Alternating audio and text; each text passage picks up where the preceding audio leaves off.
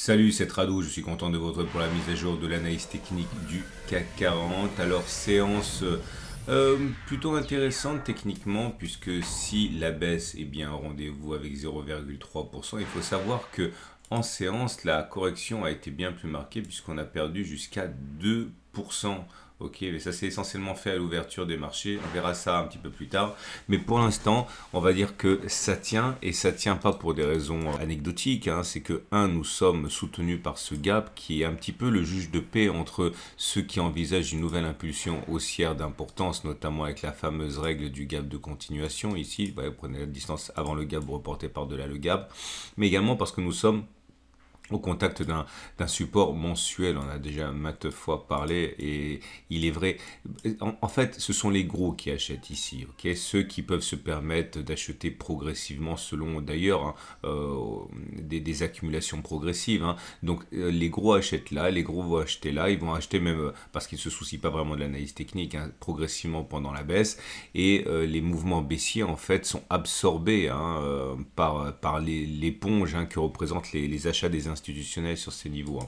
Donc ça ne préjuge absolument pas du fait que la correction soit terminée, mais ça explique pourquoi on a du mal à baisser alors même que l'on commence avec un moins 2% tout simplement parce qu'il y a des gros qui se servent sur la bête lorsqu'elle se rapproche et c'est ça qui explique qu'on termine beaucoup plus bas que le plus bas du jour. D'ailleurs, si vous regardez la couleur de la bougie qui d'une part est verte, ça veut dire qu'on a clôturé plus haut que l'on a ouvert, mais également qui a un corps très grand comme ça, qui montre qu'on a terminé vraiment plus haut que le niveau d'ouverture. Donc c'est une bougie qui est assez encourageante. Alors quand vous regardez les bougies Aiki-Nashi, c'est pas haussier naturellement, on peut pas envisager que ce soit haussier avec des séances comme celle qu'on vit, mais vous voyez, c'est pas aussi mauvais que ce qu'on pourrait croire, puisque c'est une bougie rouge certes, mais elle a une mèche haute et une mèche basse au même titre que les trois bougies précédentes, donc c'est plutôt des bougies d'indécision tout ça. Hein.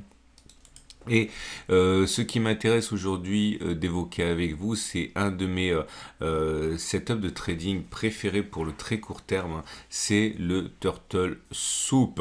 Et le Turtle Soup, c'est une configuration assez intéressante où vous allez avoir... Alors attention, c'est un petit peu compliqué, il va falloir que vous vous accrochiez si vous êtes débutant, mais l'idée c'est qu'il faut compter 20 bougies en arrière. Ok, ça commence là, vous comptez 20 bougies en arrière, ça vous donne à peu près ça. Ok, et dans le setup Turtle Soup, il faut, bon, il y a des subtilités ensuite qu'on peut comprendre, mais je vous donne la façon la plus basique de définir le Turtle Soup. Il faut que vous repériez un nouveau plus bas par rapport au plus bas des 20 dernières bougies. Clairement, vous avez 20 bougies, vous regardez où il était le précédent plus bas, il était là. Il faut que le jour du signal, on ait fait un plus bas que ce précédent plus bas, mais il faut néanmoins que l'on ait terminé, clôturé plus haut que le précédent plus bas. Autrement dit, nouveau plus bas, oui, mais clôture au-dessus des précédents plus bas. Et ça initie le setup Turtle Soup. Alors, après, il faut comprendre que ce sont des trades qui sont des trades de contre-tendance et donc généralement de court terme. Alors, il y a plusieurs façons de sortir. Je vais aujourd'hui backtester avec vous deux types de sorties. Enfin non, un type de sortie avec deux types d'objectifs. Et dans le premier backtest, on va regarder si on peut gagner de l'argent avec la stratégie suivante. Donc quand le setup il est déclenché, comme c'est le cas aujourd'hui, eh bien on va mettre un stop de protection en dessous du plus bas du jour, tout simplement, moins 1,72. Donc on va espérer gagner de l'argent en visant 1,72, donc un ratio gain-risque de 1 pour 1. Et dans le deuxième backtest, on va regarder si on peut espérer même faire le double, donc 1,72 fois 2, donc 3,44. On va voir si on est capable de gagner de l'argent avec ça. Et encore une fois, ça mérite quand même que l'on s'appesantisse sur quelques exemples, parce que si vous êtes débutant, vous allez trouver ça assez compliqué. Donc voilà maintenant la première occurrence qu'on va développer. Voilà, ici, c'est la première.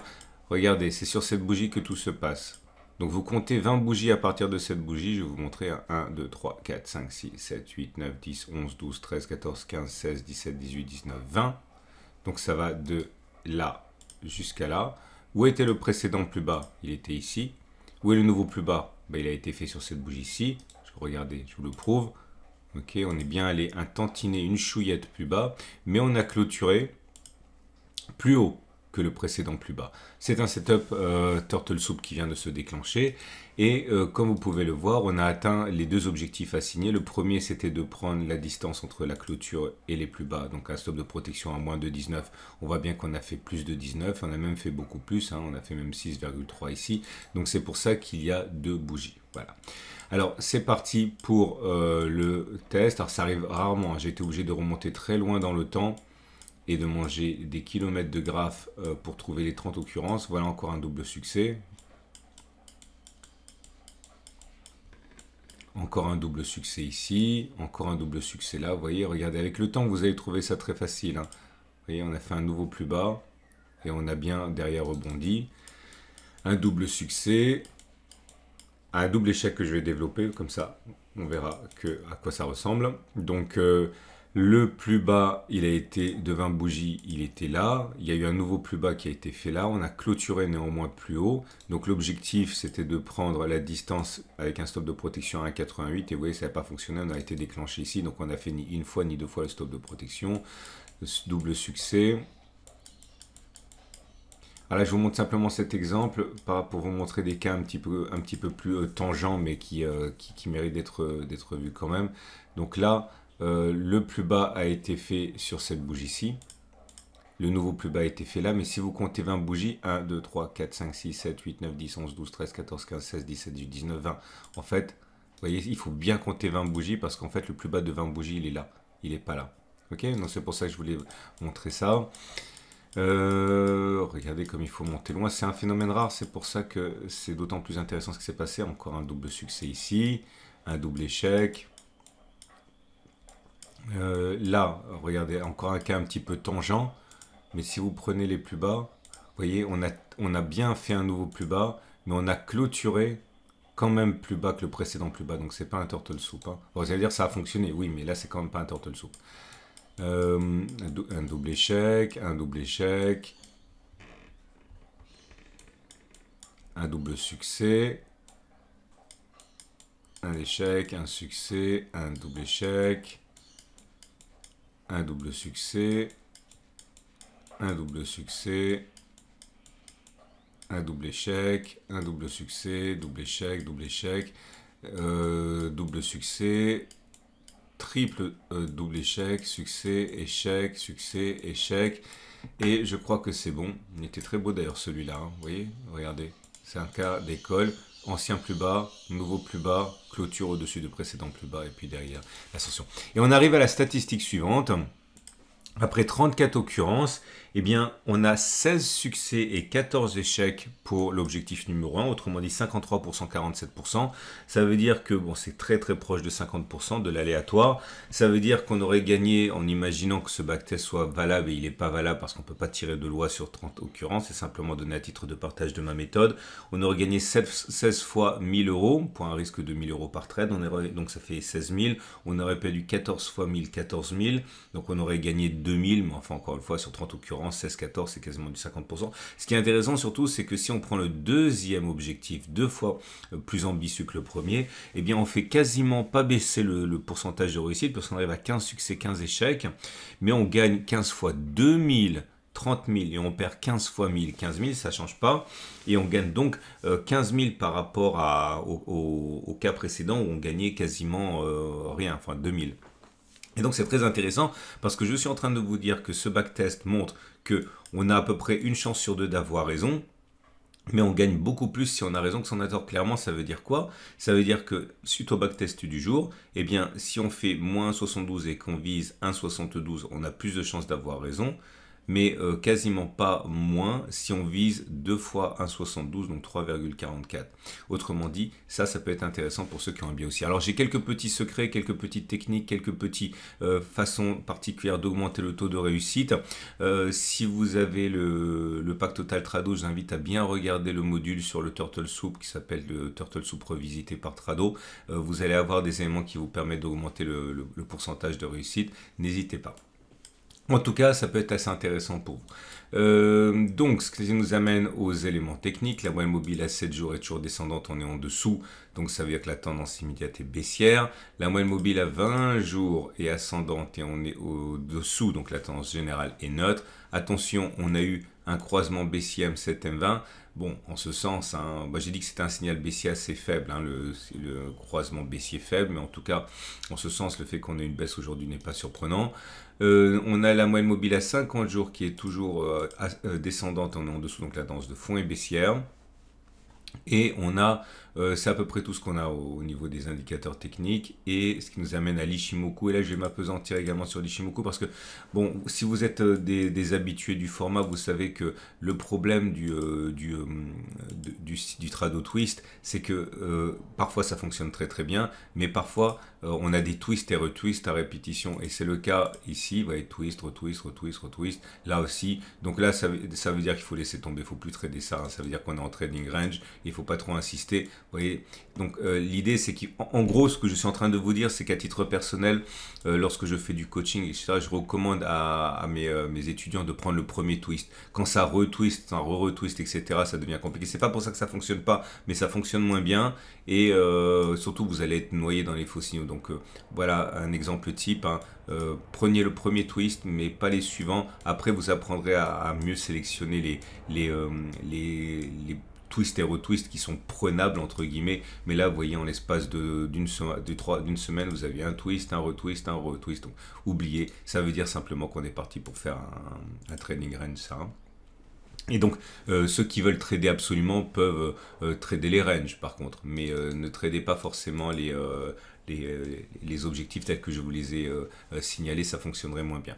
Et on va donc terminer avec les trades du jour. Alors du coup, si vous voulez acheter, vous pouvez faire ce que j'ai mentionné tout à l'heure, hein. Vous n'avez qu'une chance sur deux d'avoir raison, mais le ratio gain-risque est assez affriolant. Et non, pas le ratio gain-risque, pardon. Oui, si, puisque vous avez un objectif qui est 2 fois supérieur au risque, donc c'est pas mal du tout. Si vous voulez spéculer à la baisse, vous pouvez trader le swing baissier correspondant au croisement baissier faible M7-M20, hein, c'est toujours pareil. Donc là, l'idée c'est qu'il faut mettre un stop de protection au-dessus des précédents plus hauts ici. 4,47 et viser sur moins 4,47, hein, le problème c'est que ça vous fait parier sur une cassure d'un support mensuel, mais de notre côté c'est pas vraiment une cassure de support mensuel parce qu'on est que le 13 du mois, donc vous pouvez tout à fait envisager d'avoir une attaque baissière et qui sera corrigée avant la fin du mois, respectant le support mensuel, hein, comme ce qui s'est passé ici. Et donc vous pariez sur une cassure du support mensuel mais temporaire, c'est pas comme si vous pariez sur une cassure définitive, hein, du support mensuel. Voilà, on fait un petit détour par les données horaires et vous allez constater, hein, que c'est assez intéressant parce que la matrice de trading d'hier a très bien fonctionné. Ça fonctionne pas tout le temps, mais quand ça fonctionne bien, c'est assez joli parce que vous voyez qu'on a rebondi pile poil dessus là avec une technique d'ATR classique, hein, vous aviez vraiment moyen de voir venir. Donc regardez, si on prend la stratégie de la Terre ici, au moment où on est venu solliciter la zone ici, on va dire qu'on avait pris à l'ouverture à 6453. 6453, vous enleviez la valeur d'un ATR, si vous avez pris un ATR comme un seul ATR comme ceux de protection, on était à ce moment à 43, donc vous enleviez 43, ça vous donnait un stop de protection à 6410. 6410 c'était voilà à peu près ici, et après vous visiez au moins la même distance vers le haut, voire 2 fois la distance vers le haut. Là on allait même 4 fois plus haut, hein. Donc c'est le genre de choses qui sont assez intéressantes, donc il faut vraiment avoir en tête. Et vous voyez, c'est pour ça qu'il faut préparer les séances de trading avant que la séance commence, parce que là, beaucoup se sont fait ramasser en spéculant la baisse à l'ouverture, puisque le CAC perdait 2%, et c'était le pire des moments. On était pile poil dans le support qui intéressait les acheteurs un peu expérimentés.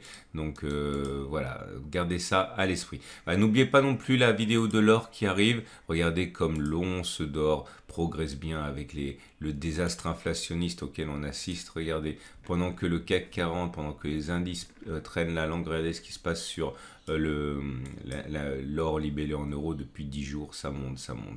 Pas au hasard sur un support, hein. Donc voilà, n'oubliez pas, si vous vous intéressez à l'or ou si vous voulez vous intéresser à l'or, la vidéo arrive juste après celle-là. À demain pour la mise à jour, et si vous voulez en savoir plus, comme j'ai dit sur le setup Turtle Soup, vous avez, n'oubliez pas de regarder les exercices corrigés et le module éponyme dans le pack Total Trado, enfin tout Trado.